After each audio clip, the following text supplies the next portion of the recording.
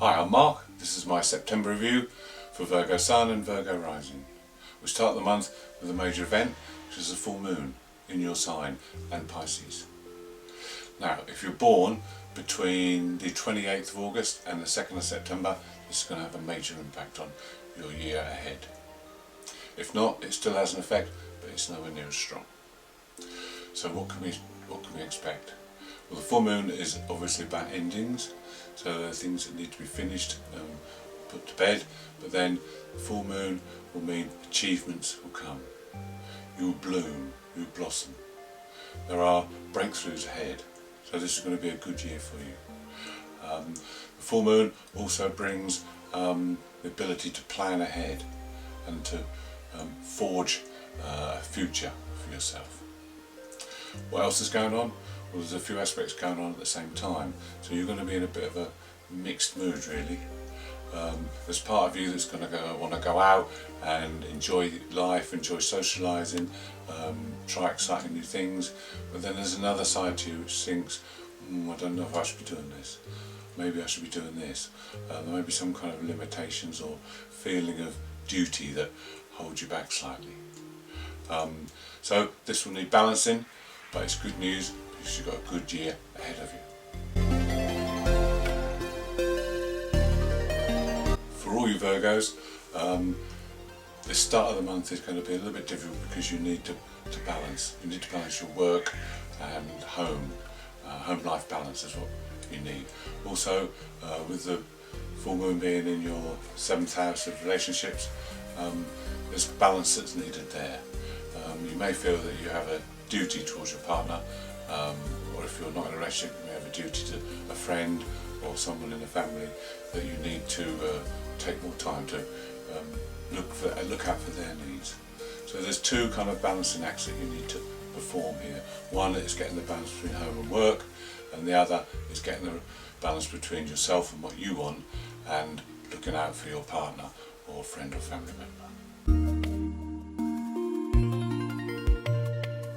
On the 6th, Venus moves into your 12th house and Mercury moves into your 2nd house. Venus in the 12th house turns towards the inner qualities. It becomes more spiritual, more appreciative of things. This is a good time for inner growth. Mercury in the 2nd is concerned with finances, but more of appreciation for what you do. Are you getting paid enough for what you do? Are you appreciated enough? Do people value what you do? These are the things you'll be thinking about over the coming weeks. Then on the 9th, there's one of the most favourable aspects you can have, Sun Jupiter. Now Jupiter's in your house of creativity, so this is a great time to do something creative. Don't miss this because it's a real opportunity. Also on the 9th, Mars turns retrograde. And when a planet turns retrograde, the energy turns inward. It's not as direct. You've had a lot of energy from Mars recently, but this will subside now. So you won't have the drive that you've had. But this is a time for reflection. This is a time again for inner growth. Then in November, Mars will turn direct again and you can push ahead with your plans. On the 10th, you could be on the verge of making an important discovery. Something has been blocking you or holding you back in your career from moving forward. On this day there could be an event where you learn something about this blockage and how you can remove it. On the 12th, there's a little bit of confusion around relationships. It could be a partner or another close relationship where things just don't add up. It's not a day to go in heavy, it's not a day for confrontation. So just ease back, let things settle, and you'll find out what the problem is. Then on the 13th, great news, Jupiter in your house of creativity moves direct. So we talked about how when retrograde energy turns inward, and it's a time to reflect, now it's a time to move forward with your creative projects. All those things you've been thinking about over the past months, you can now put them into operation. There's an opportunity to move forward with them. On the 15th, it's a great day for inner exploration. Go within yourself. Find out what your motivations are. Get in touch with your inner force, your powerhouse. You may have flashes of inspiration. You need to see what you desire in life, where you want to be in 5 years' time. What are your main aims and goals? What sort of person do you want to be? Now is the time to think about this and then put these changes into practice so that you can have what you want in the future. On 17th, it's a fantastic day. New moon in your sign. New moon's about new things, new ventures. Now you see the importance of the inner work you did on the 15th, because you'll already have in your mind what you want and where you want to go. Now this is particularly important for those of you born between the 12th and 18th of September. It's a double whammy for you. The new moon brings everything new over the next 12 months. You could have a new job, new house, new relationship, new car, anything you desire. This is the time to manifest, because the fruits of your manifestations will come through over the next 12 months. You'll feel great today. You'll want to plan big. You'll be very confident, but just make sure you're not overlooking anything. Although, being Virgo, you're good at the fine details anyway. Then the following day, on the 18th, this is a day when you'll be very disciplined. This is when you can start putting plans into operation.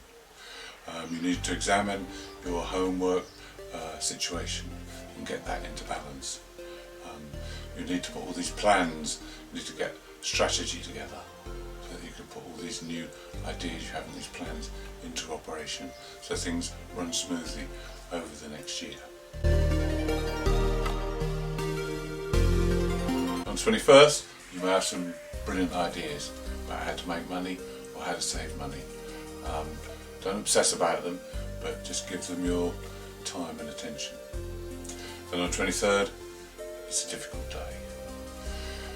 The sun is at the end of your sign, and when the sun is at the end of the sign, it's weakened. It's not a good day for communication. There could be tensions in relationships. You might want to stand your ground and say, I'm my own boss, I don't need to take notes of anyone. You could get angry, so you need to keep a lid on it. You need to be aware this is a day when it could be quite explosive. So stay calm, be yourself, and ride the storm. The sun has now moved out of your sign into Libra, so now you need to be a bit more understanding of others. You need to get more balance. The 25th to the 27th is another difficult few days.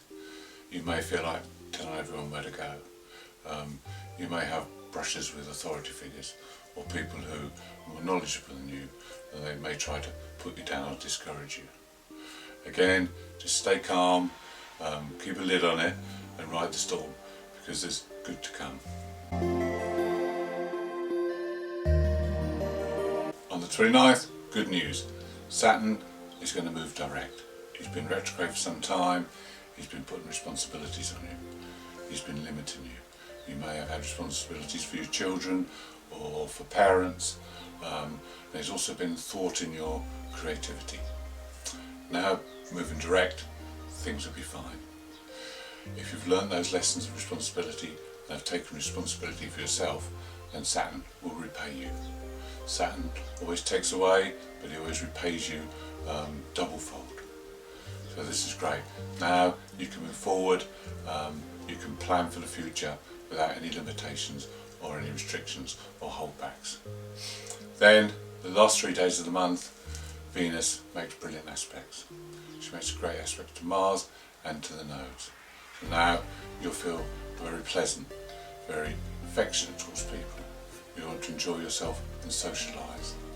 Also, there will be a clue here as to how you can get that homework balance sorted. There will be a clue as to how you can go forward on your career and keep a nice home environment.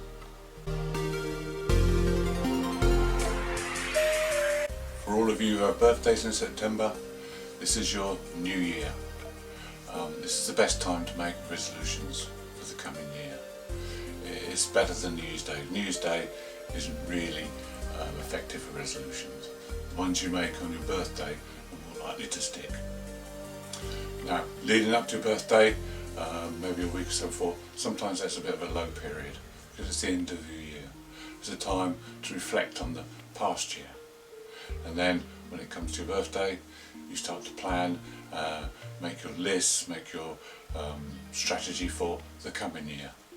Make a note of everything you want to achieve in that year. It helps to write things down because it gives form to your thoughts and your desires. So enjoy the month, happy birthday, and we'll see you next month. Thank you for watching, hope you enjoyed. If you'd like to see more, please subscribe. If you'd like to leave a comment, I'll be glad to hear from you.